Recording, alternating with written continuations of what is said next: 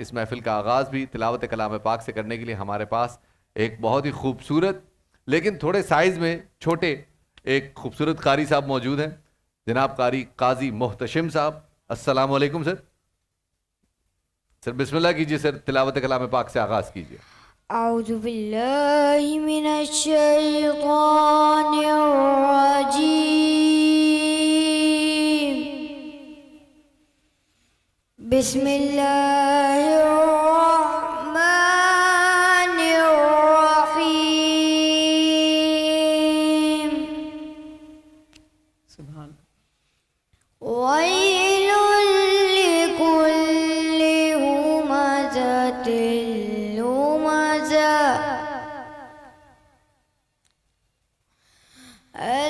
الذی جمع مالا وعددا سبحان اللہ. يحسب أن مالا ومددا ويل لكل همزة لمزة الذي جمع مالا وعددا يحسب أن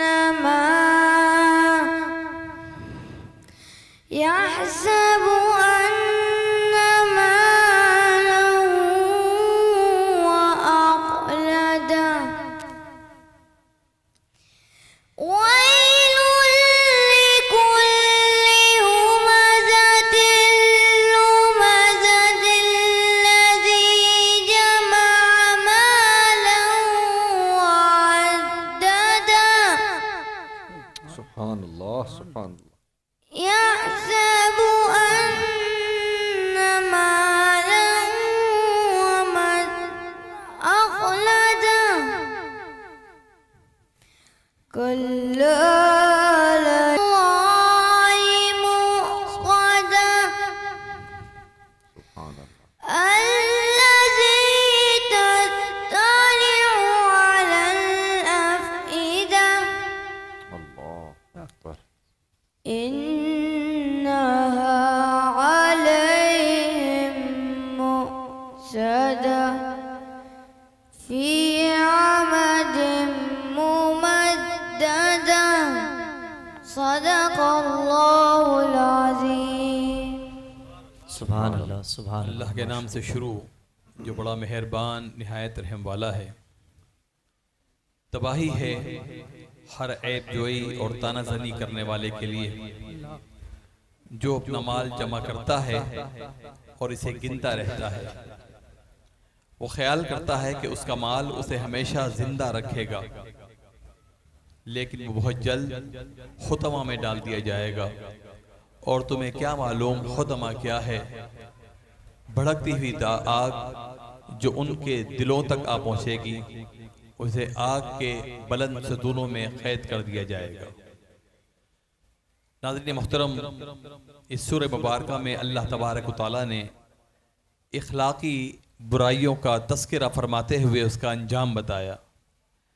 تانہ زنی کرنا، عیب جوئی کرنا، یہ معاشرے کا وہ مرض ہے جو انتہائی بگاڑ پیدا کرتا ہے.